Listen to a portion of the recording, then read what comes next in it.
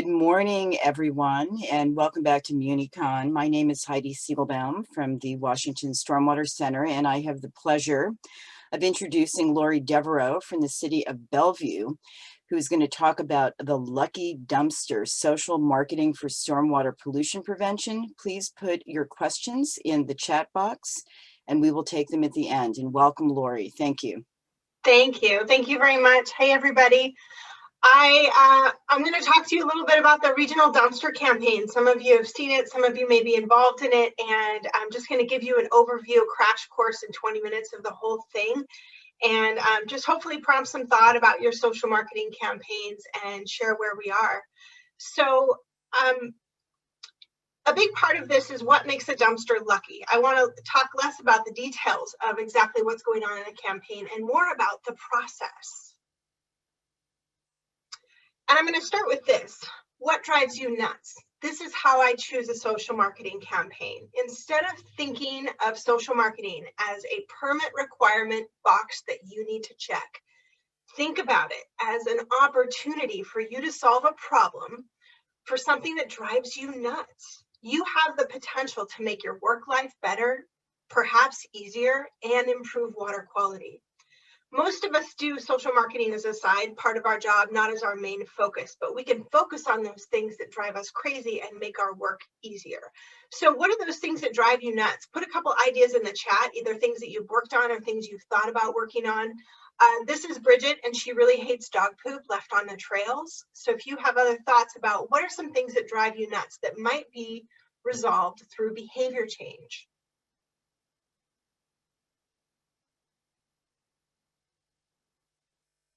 Here's the one that drives me nuts. Oh, garbage found on walks. That's definitely, litter is a huge one.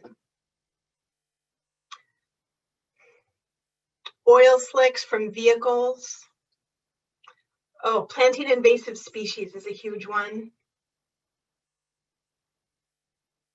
Cigarette butts. That's one that I frequently hear about downtown every time we lift the grates. There's a lot of cigarette butts. Oh, litter. Thanks, John. Beavers. I don't know if I can social market my way out of some of our beaver challenges. Endless acres of soil and beauty bark. Yeah, so these are all things where we might be able to influence someone's behavior. And I'm going to walk through one of my biggest pet peeves, which is scenes like this. So lean into this picture. Now in the chat, what do you see wrong that could possibly be a water quality issue? You're all stormwater experts. I'm basically standing on a storm drain when I take this picture. What are some of the concerns? What might happen here that could impact water quality?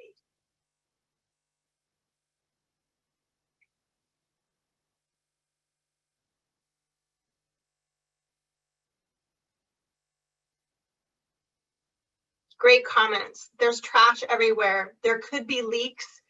There could be just water going into those open dumpsters, which leads to dumpster juice.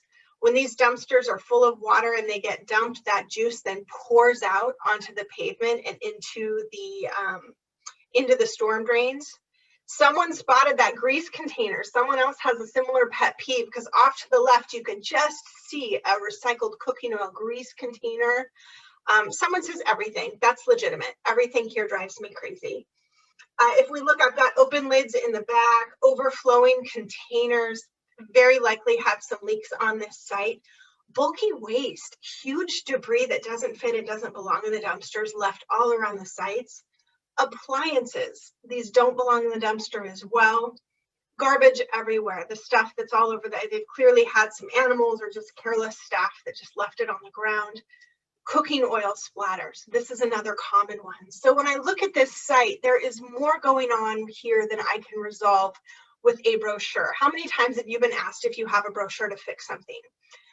A single brochure cannot fix a problem like this. It never has. So we have to really drill down on what these issues are. A lucky dumpster starts with some research. And this is before the social marketing part of this starts at all. And that is research to see what is the magnitude of the problem. Is this just one or two bad sites, or is this a really common problem? I realized this is a pretty common problem. It wasn't just a few bad sites. So we started to inventory what all the problems are, just like we saw in the last picture. I did research of over 100 businesses and what these problems were, and came up with what the worst ones, which were all illustrated in that photo, and shared my research. Other cities then replicated the same research or had already done some of their own similar. So it became clear that this was a shared issue. And then we look at the efforts that were done by others. I'm not the first person to start asking questions about how could we improve behaviors around dumpsters. This is how the Dumpster Summit evolved. A lucky dumpster is starting with a social marketing campaign requirement for the permit. I needed a new one. I was really interested in local source control, and so were others. How could I use this opportunity through social marketing to create some materials and a program that will help aid with our local source control program when it starts? Discussions at storms. So this was just a city at Bellevue thing. This is the path that I'm going to take, regardless if anybody wants to join me or not. But after a few conversations at storm meetings, it became very clear that people throughout the region were interested in working on a group project, but also on this particular topic. I formed a planning team. So I asked those people talking to me at Storm, are you interested in helping? I'm not doing this by myself if it's going to be a regional thing. I really need a planning team. And we created the Dumpster Summit. The Dumpster Summit happened last fall in September and October, 2 half days in September, 2 half days in October, with several weeks in between for us to do some research and information gathering.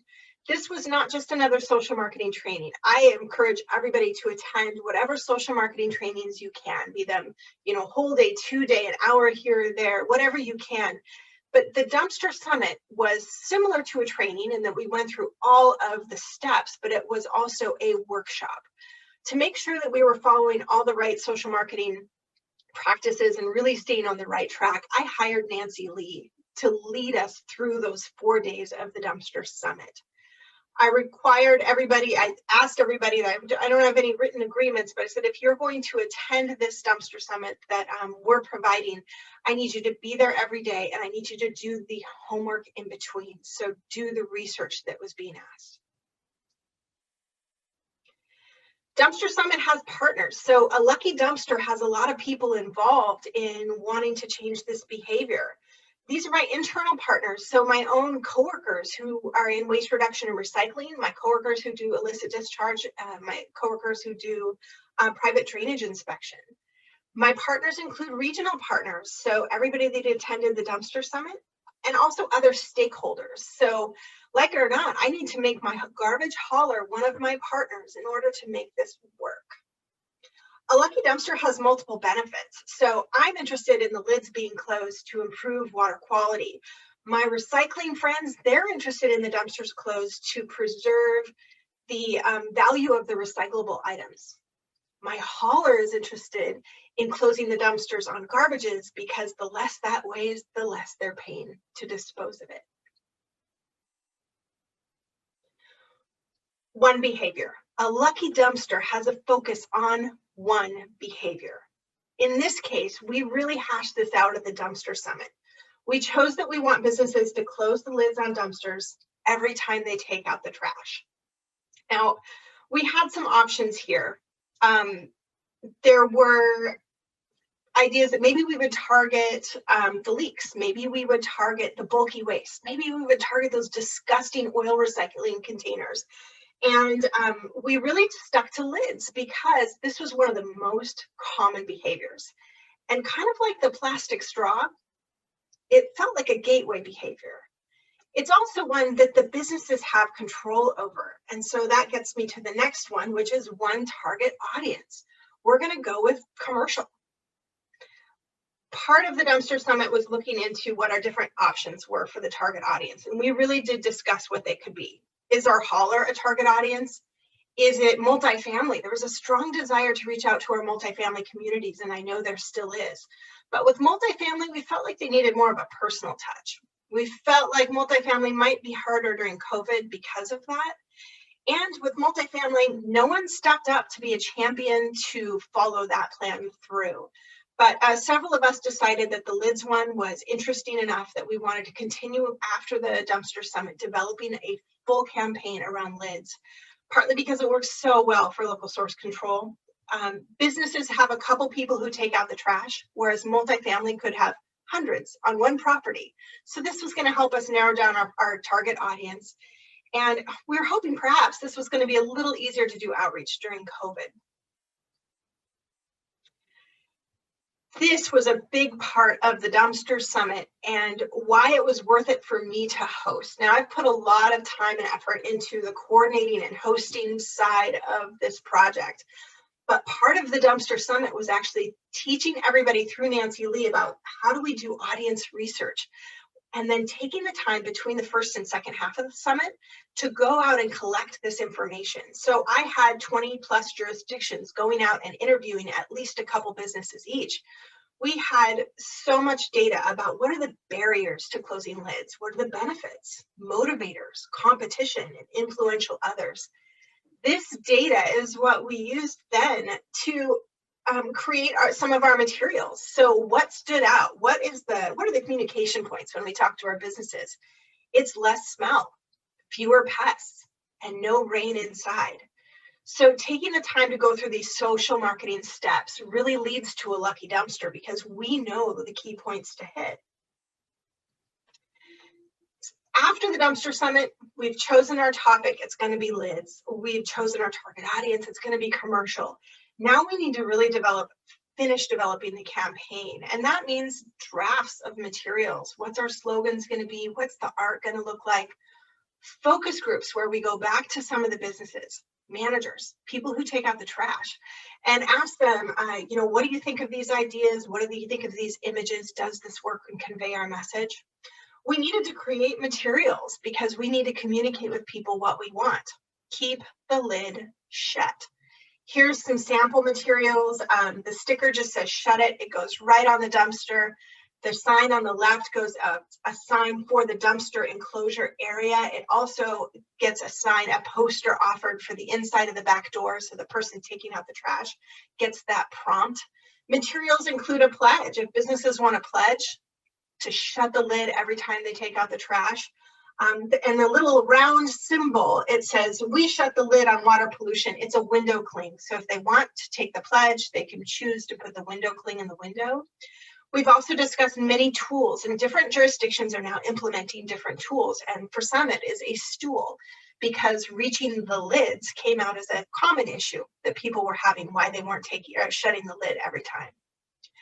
I held several trainings with the help of the planning team, talking to all the partnering agencies, all the partnering jurisdictions that wanted to implement this, training them to what is our campaign going to be, what are the steps you need to take, and a really important part of that, and another thing that makes working as a big collaboration worth it, is the evaluation. I am not the only one implementing this and evaluating this plan. We needed first to get a baseline. So this is going around and judging the situation, finding our target audience, finding our target businesses, and knowing their behavior before we start. You've got to have the pre-evaluation to know if you're making change. So a lucky dumpster is being stalked by one of your jurisdiction friends who is behaving like a ninja, driving through these businesses unseen to record their dumpster lid behavior. We did this for using this form. So everybody is using the same form. There's 35, 40 jurisdictions doing this right now. Do your pre-evaluation with this form, record the day, how many containers open, information about the business. We'll go back and do this right now. So baseline was 1 week, a couple times a day. The next one that we're in, the phase we're in right now, is the starting. So we've put out, most of us are done now with a couple businesses, putting up signs, posters, offering tools. And now we're in our starting evaluation. So I don't know exactly how successful this is yet. We have, I wish I had the exact number, but I have like 4 businesses, 5, 6 in Bellevue. Other places have multiple businesses. There's probably close to 100 businesses right now that have these stickers, posters, signs, tools. And now we're starting to measure, what is that short-term behavior change? During the next 6 months, we'll do intermittent checks. One of the challenges I have is my hauler will sometimes set a dumpster down with the lid blocked open. And I will be intermittently checking to make sure that if someone did put on their hauler, pinning the lids is an issue. So that's one of those things that I'm doing intermittent checks for, and communicating frequently with my hauler. So unfortunately, I'm going to be forced to change their behavior. I'll have to encourage the right behavior with them as well, but I'm already seeing some improvement there. And the final evaluation won't happen until fall. We won't get that, did we get long-term behavior change, until fall. We'll do the drive arounds every day for 2 weeks again, and look at that information to find out if we've really made a difference. I look forward to, in May, getting preliminary data, because by the end of April, everyone should have done their baseline and their start. We'll get the preliminary data, and we'll go back and look at that during our intermittent checks, and look at it this spring and summer to see if we need to make some adjustments. Then we'll get that fall data. So a lucky dumpster has a pilot. A pilot doesn't mean you have to get it perfect. The pilot is beautiful because we're going to figure out which tools worked best, what worked best for us as the people who are distributing this program, and what worked best for the businesses who are trying to encourage this behavior change. A lucky dumpster has great evaluation before, during, after, and the lucky dumpster will also see us adapt. We're going to take all the information we learned from this extensive evaluation and make program improvements and changes. So the lucky dumpster solves a problem. I really encourage everybody, when thinking about social marketing, don't just think of this as a checkbox you have to complete with a permit. Consider this as a real opportunity to solve a problem and improve water quality. A lucky dumpster may serve many purposes, and this is when stakeholders have a lot of interest. I've actually gotten some funding through solid waste to help pay for consultants to help with this project. A lucky dumpster serves many purposes. If you're working on something like pet waste, you might partner with parks or apartment buildings that have a problem. If you're working on vehicle leaks, you might partner with your transportation department or parks, because that's common in parking lots. Think about all your partners, your friends that might be out there to help with this project. I will say, just having conversations casually and in the Dumpster Summit and with my planning team have really helped craft this to be what it is. If it was on my own, it wouldn't be at the level and the magnitude that it is. A lucky dumpster has focus. So with social marketing, one of the things Nancy Lee really hit home is you need to have one target behavior. You need to have one target audience. Good research before and after. A lucky dumpster has people behind it that know what's going on, the behavior before, and are ready to evaluate the behavior after.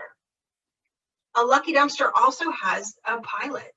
So I really appreciate this opportunity to test this material with so many people in so many places and get their feedback on how it's going, as well as all the actual hard data. So qualitative and quantitative data are going into the pilot. I want to give special thanks real quick to the planning team. They were planning team up until the Dumpster Summit, and then they really stuck through it all the way through the campaign. So Susan, Tally, Cameron, Lisa, Laura, Erin, and Kim. The Dumpster Summit participants, I'm not putting all their names here, but there were 30 partners from 25 different jurisdictions. And the attendance was amazing. Participation was out of this world. I was a little nervous how this was going to go with Zoom so early on, but it was very satisfying. The implementation team, so right now there are 36 jurisdictions who requested materials and are implementing this program right now, and hopefully by the end of the month I'll get those evaluation sheets, at least of how this initial phase has gone. And then consultants, I did hire Nancy Lee for the Dumpster Summit, and then once we started developing the campaign, I went with C+C, and Nancy Lee is also a consultant for C+C. I will say that when it came to the development of the big campaign, I went back to my Dumpster Summit participants and my implementation team and asked for funding help. And that is why I was able to make this such a big regional opportunity, because so many of you gave funding to make this possible. One last plug. is to keep learning about social marketing. Go to this Pacific Northwest Social Marketing Association. The website's down there, and participate in Storm. We regularly have little tidbits about different social marketing opportunities, sometimes things for you to join, often trainings. So if you're wanting to know a little bit more, attend Storm. It's a great way to learn. I'm going to end with this. So I don't particularly have a passion for dumpsters. I've not been formally trained other than, trainings I take through work for social marketing. My passion is really for streams and salmon. This is a native cutthroat trout in Kelsey Creek. I work in a really urban city. Kelsey Creek is like 40% impervious surface. But when I go into the stream and do a summer fish survey, I find these large, beautiful, native cutthroat trout. I'm doing this deep dive into dumpsters and trying to make them all lucky to improve the habitat and quality for the fish. So find something that annoys you, fix it for the things that you care about. Questions? Thank you. That was fantastic. All right, so questions are coming in. Can the close the lid signs be purchased? So the pilot was, we're really still testing that material. And with the pilot, we did a big bulk purchase, and everybody that was interested in implementing received materials. We don't have one vendor right now to do that, but I think once we get through this pilot phase and we decide what is our final going to be, we might have tweaks to that. I know that I ran into some challenge with my hauler is blue. Everything they have is blue. Their competitors is green. So when the stickers came out green and my hauler saw that, they're like, no, you cannot put a green dumpster on my blue sticker on my blue container. So I actually had to quickly make some with a blue dumpster on it to satisfy my hauler. So there may be some tweaks before we get to a final. When we get to a final, I think that, we'll offer bulk purchasing through Storm if we can find a vendor that'll do that, because I think there will be some interest in bulk purchases. Okay, thank you. Somebody who came in a little bit late asked about why is the dumpster actually lucky? Well, the lucky dumpster is the one at the end that gets closed. So the very unlucky dumpster was in the beginning slides with a huge mess of garbage all around it. The lucky dumpster gets a lot of attention and the simple behavior in the end of just getting those lids closed. Thank you. Were there any barriers, motivators, or influential others that surprised you during the audience research? That's a great question. I don't think there were any huge surprises. I think that maybe one that I didn't realize was going to be so prominent was a lot of people didn't think about it, and they were pretty honest, saying that they've never really thought about it, and that they often left the lid open because the person before them did, and it was almost like a courtesy thing that they just left it how they found it, or they left it open because of some of the challenges. Yeah. So there was definitely differences. We did evaluate multifamily. There were big differences in barriers and motivators with multifamily and commercial, and that's one of the reasons why we definitely went with commercial. In multifamily, it's much more residential. There's other issues with people suddenly moving out and leaving stuff, issues with property managers and maintenance. So there was bigger audiences and more challenges. Yeah, you had mentioned, Laurie, on the phone that the height of the person can sometimes be a barrier. So shorter people had trouble closing the lids. Did you ever resolve that? So some jurisdictions are offering a stool as an incentive item for different businesses to try. I'm going to be piloting a hydraulic lift, working with my hauler to have a lift put on some lids at a couple businesses that would allow them to open the lid. It remains open while they can dispose of trash with both hands and then pull a cord to have it closed. So this is one of those pilot things that some of us are testing different things, and we'll see if the behavior is different by the time we're done with our evaluation based on those tools that we gave them, or if they just needed a prompt. Okay, thank you. And then Christy wanted to know which haulers you're working with. There's probably a pretty long list. Yeah, we there's LeMay down south. We have Republic Services. I know a lot of participants have Waste Management. There's a couple that self-haul. I think the City of Marysville hauls their own. So there are a lot of different haulers involved in this. It'll also be interesting to see if that has any impact on some of our outcome. I'd like to survey the partners and see how their experience was working with the hauler, because that's one of the things we've asked everybody to do is talk to their hauler. Okay, thank you. John writes, I like your passion for salmon. Did you consider connecting poor dumpster behavior to stream fish health in your messaging, like storm drain stenciling has done? Yeah, it's for some people that really moves the dial, and for some it doesn't. And so this was in part of that research. People didn't necessarily make that connection themselves. It did come out, however, when I went around to, I'm targeting one strip mall that has, I think, about 19 different businesses, 18 different businesses. And one of the things I did have conversations with them about was, we want you to shut the lid for these reasons, but also because all the water goes to the storm drain and right down to Lake Bellevue and Lake Washington. And I definitely conveyed that in person. And it did make me wish that I had one more piece of material to discuss about storm drains with them. One of the things that I'm choosing to do during my pilot is mark those storm drains. And so I asked the property manager, may I have permission to mark your storm drains? Because there were a lot of them on this one large strip mall property. And so I did mark those drains and talk to the businesses about that as I went along, of where that water goes. Because we all are motivated by different things. I went with what came out in our research, but also added the water quality part. Great, thank you. And did you consider that dumpsters are blown open during windstorms, and was that included in your messaging? So dumpsters blowing open were not part of the messaging. Sometimes people say that happens, and it may happen, but it's kind of far and few between. And I think for some, it felt like it was being used as an excuse, that they're like, oh, we close it all the time. It just blew open just last night from that storm.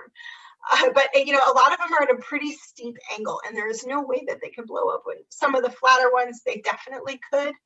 But I don't think it's a huge common concern. Much bigger concern is our haulers placing the dumpsters down with the lids trapped open.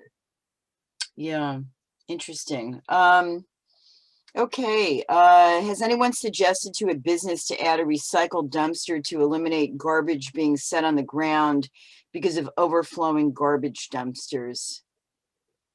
Yeah, so that is one of the, consulting is one of those options on tier 2, and it's up to the individual jurisdictions to make those recommendations to businesses. And I think that's a fantastic recommendation. And I know in Bellevue, most of them already had a recycle bin, because recycling is free, garbage you charge for. So it's a matter of, do they have the right size recycling to fit their materials in? And then hopefully as development and redevelopment occurs over time, dumpster areas will be covered and plumbed to wastewater, eliminating the need to constantly revisit training due to employee or business turnover. I mean, do you have any evidence that that is happening?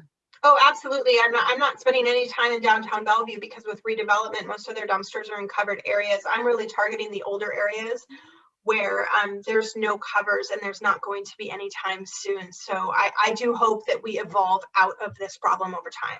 Yeah. Okay, thank you.